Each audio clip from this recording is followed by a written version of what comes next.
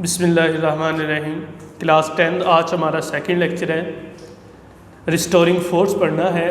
कल जब हम पढ़ रहे थे तो आपको बताया था कि रिस्टोरिंग फोर्स तक आज आपने काम कंप्लीट कर लिया है। तो चूँकि प्रीवियस लेक्चर रिस्टोरिंग फोर्स तक है, आज रिस्टोरिंग फोर्स को एक्सप्लेन करूँगा विद दीज डायग्राम। मैंने कल लफ्ज़ यूज़ किया था पिछले लेक्चर में, जब आपने स्प्रिंग को स्ट्रेच किया था या कंप्रेस किया था तो मैंने वहाँ पे एक लफ्ज़ बोला था कि यहाँ फोर्स एक्ट कर रही है और वो बेसिकली फोर्स थी रिस्टोरिंग फोर्स ऑफ स्प्रिंग। तो आज रिस्टोरिंग फोर्स पढ़ते हैं। आपको पहले बताता हूँ रिस्टोरिंग फोर्स क्या होती है। देखें, रिस्टोरिंग फोर्स ऐसी फोर्स है जो किसी भी ऑब्जेक्ट को, किसी भी बॉडी को मूव करवाती है टूवर्ड्स इट्स मीन पोजीशन। किस लिए? ऑसिलेटरी मोशन को परफॉर्म करने के लिए। रिस्टोरिंग फोर्स पुश और पुल, पुश करेगी या पुल करेगी किसी भी ऑब्जेक्ट को टूवर्ड इट्स मीन पोजीशन, उसकी मीन पोजीशन पे, या मीन पोजीशन को आप कह लें इक्विलिब्रियम पोजीशन पे। किस लिए?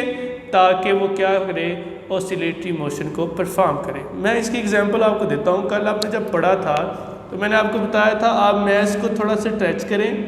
मैश को स्ट्रेच करेंगे तो जब छोड़ेंगे यहाँ से तो स्प्रिंग के अंदर जो रिस्टोरिंग फोर्स होगी वो दोबारा इसको किसकी तरफ लाएगी, मीन पोजीशन की तरफ। ये ओ पोजीशन क्या है, मीन पोजीशन, इसकी तरफ मूव करवाएगी। अब जब ये यहाँ इस तरफ मूव करेगी तो मैंने ये भी बात की थी कि वो ओ पॉइंट पे नहीं रुकेगी, बी पॉइंट पे जाएगी। जब बी पॉइंट पे जाएगी स्प्रिंग के अंदर फिर रिस्टोरिंग फोर्स प्रोड्यूस होगी। वो रिस्टोरिंग फोर्स फिर क्या करेगी, बॉडी को मूव करवाएगी टुवर्ड मीन पोजीशन। अल मुख्तसर कि रिस्टोरिंग फोर्स ऐसी फोर्स है जो किसी भी ऑब्जेक्ट को हमेशा मूव करवाएगी उसकी मीन पोजीशन की तरफ, उसकी इक्विलिब्रियम पोजीशन की तरफ। रिस्टोरिंग फोर्स को दूसरे लफ्ज़ों में हम ये भी कह सकते हैं कि ये ऐसी फोर्स है जो बॉडी की इक्विलिब्रियम पोजीशन रिस्टोर करती है, इक्विलिब्रियम पोजीशन वापस लाती है। कल की डायग्राम जो हमने पढ़ी थी आज उसी को एक्सप्लेन करूँगा रिस्टोरिंग फोर्स की मदद से। ये 3 डायग्राम आपने कल भी पढ़ी। 3 डिफरेंट पॉइंट्स हैं, 3 डिफरेंट पोजीशंस कह लें। इन 3 डिफरेंट पोजीशन को मैं आज समझाऊंगा। इनिशियली जब आपने पढ़ा था तो आपने कहा था ऑब्जेक्ट जो है वो इनिशियली पड़ा हुआ मीन पोजीशन पे। मीन पोजीशन का मतलब है ऐसी पोजीशन जिस पोजीशन के ऊपर बॉडी के ऊपर कोई भी फोर्स एक्ट ना करे, no net force act on a body. ऐसी पोजीशन को हम नाम देते हैं मीन पोजीशन का। इसका मतलब ये है कि at point O body is in equilibrium. Body तो इक्विलिब्रियम में है। बॉडी इक्विलिब्रियम में क्यों है? क्योंकि हमने पढ़ा हुआ है कि कोई बॉडी इक्विलिब्रियम में तब होगी जब उसके ऊपर कोई फोर्स एक्ट नहीं कर रही होगी। तो यहाँ देखिए मीन पोजीशन के ऊपर मैंने लिखा no net force act on. इसका मतलब ये है कि बॉडी किस में है, इक्विलिब्रियम में। इक्विलिब्रियम में होने का मतलब है बॉडी रेस्ट पे है, इसके ऊपर कोई फोर्स एक्ट नहीं कर रही। अच्छा, अब आप क्या करें, डेफिनेटली आपको पता है कि मीन पोजीशन जो है, मीन पोजीशन का मतलब है बॉडी के ऊपर लगने वाली रिजल्टेंट फोर्स क्या हो गई है, 0 हो गई है, बॉडी मीन पोजीशन पे है। ये तो पहला केस आ गया। अब सेकंड केस है, ये वाला case, second case at point A.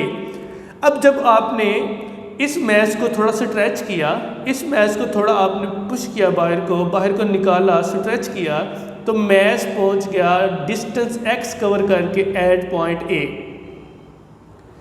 At point A pull the mass through x। A पहले 0 पॉइंट पे थी, ओ पॉइंट पे, आपने इसको स्ट्रेच करके ए पॉइंट पे ले गए। अब क्या करेंगे, जब आप इसको यहाँ रिलीज़ करेंगे, यहाँ से देन रिलीज, यहाँ से जब छोड़ेंगे, when release spring exerted restoring force.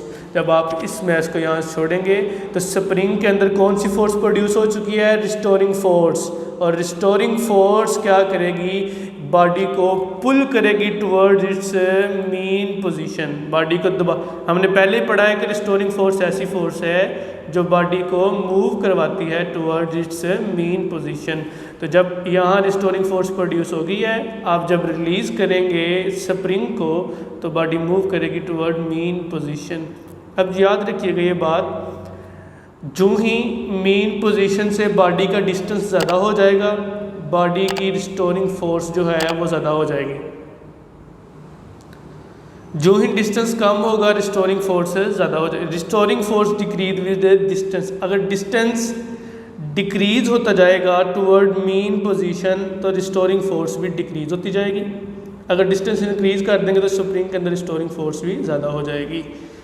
एक बड़ी इंटरेस्टिंग बात मैंने यहाँ साइड पे लिख दी है ये वाली, कि जो ही मैस अपनी मेन पोजीशन की तरफ आएगा वेलोसिटी या स्पीड गेन कर लेगा। हमेशा याद रखिएगा दो बातें ये मैंने यहाँ मेंशन कर दी हैं ऊपर भी, कि मेन पोजीशन की तरफ जब बॉडी मूव करेगी तो बॉडी की स्पीड ज़्यादा हो जाएगी, और जब एक्सट्रीम पोजीशन की तरफ बॉडी मूव करेगी तो बॉडी की स्पीड कम हो जाएगी। अच्छा, ये सेकंड केस हो गया। अब बॉडी यहाँ पे आके मेन पोजीशन पे रुक जानी चाहिए थी, लेकिन रुकेगी नहीं। हमने कहा है ना रिस्टोरिंग फोर्स बॉडी को पुश करती है या पुल करती है टुवर्ड मेन पोजीशन। अब चूंकि रिस्टोरिंग फोर्स मेन पोजीशन की तरफ ले आई, होना तो ये चाहिए था कि बॉडी यहाँ पे रुक जाती, लेकिन बॉडी यहाँ पे नहीं रुकेगी। क्यों नहीं रुकेगी? Due to inertia body does not stop at its mean position. चूँकि इनर्शिया जब आपने पढ़ा था, लॉ ऑफ इनर्शिया, आपने कहा था अगर कोई बॉडी मूव करती है तो वो मूव करती रहना चाहती है कब तक? जब तक उसके ऊपर कोई फोर्स एक्ट ना करे। तो due to inertia body mean position पे रुकने की बजाय अनदर एक्सट्रीम पोजीशन बी पे चली जाएगी। जब बी पे गई है फिर स्प्रिंग के अंदर क्या आ गई? Restoring force. रिस्टोरिंग फोर्स की दोबारा क्या कोशिश होगी? रिस्टोरिंग फोर्स दोबारा क्या करेगी? ये चाहेगी कि बॉडी किसकी तरफ मूव करे? मेन पोजीशन की तरफ मूव करे। एट पॉइंट बी पॉइंट पे मैस जो है वो रीच कर जाएगा। At point B mass B point पे आ गया। जब बी पॉइंट पे आ जाएगा तो आपको मैंने बताया है कि जब बॉडी मेन पोजीशन से दूर जाती है तो उसकी स्पीड कम हो जाती है, जब मेन पोजीशन की तरफ आती है तो स्पीड ज़्यादा हो जाती है। चूँकि ये मैस मेन पोजीशन से पॉइंट बी की तरफ गया है, दूर गया है, तो स्पीड डिक्रीज़ हो जाएगी, लेकिन रिस्टोरिंग फोर्स इंक्रीज़ हो जाएगी, क्योंकि रिस्टोरिंग फोर्स ने इसको मूव करवाना है टुवर्ड मेन पोजीशन। तो रिस्टोरिंग फोर्स दोबारा इसको मेन पोजीशन की तरफ आएगी और बिल आखिर at last performing to and fro motion and performing back and forth motion of a body still rest. जब वो वापस रेस्ट पे आ जाएगी तो इस मोशन को हम नाम देते हैं सिंपल हार्मोनिक मोशन। तो अगर आपने सिंपल हार्मोनिक मोशन का टाइम पीरियड फाइंड करना है तो टाइम पीरियड के लिए हमारे पास यहाँ पे ये फार्मूला है। ये फार्मूला आपको क्या बताता है? T is the time period, that are the constants, mass also constant and that is the spring constant. तो इसकी मदद से आप जो है वो काम कर सकते हैं। आज का हमारा काम, हमने रिस्टोरिंग फोर्स की डेफिनेशन पढ़ी है। रिस्टोरिंग फोर्स की डेफिनेशन के साथ कल वाला लेक्चर ये डायग्राम की मदद से मैंने आपको क्लियर किया है। तो ये आपने यहाँ तक काम किया। कल इंशाल्लाह हम बॉल एंड बॉल सिस्टम पढ़ेंगे।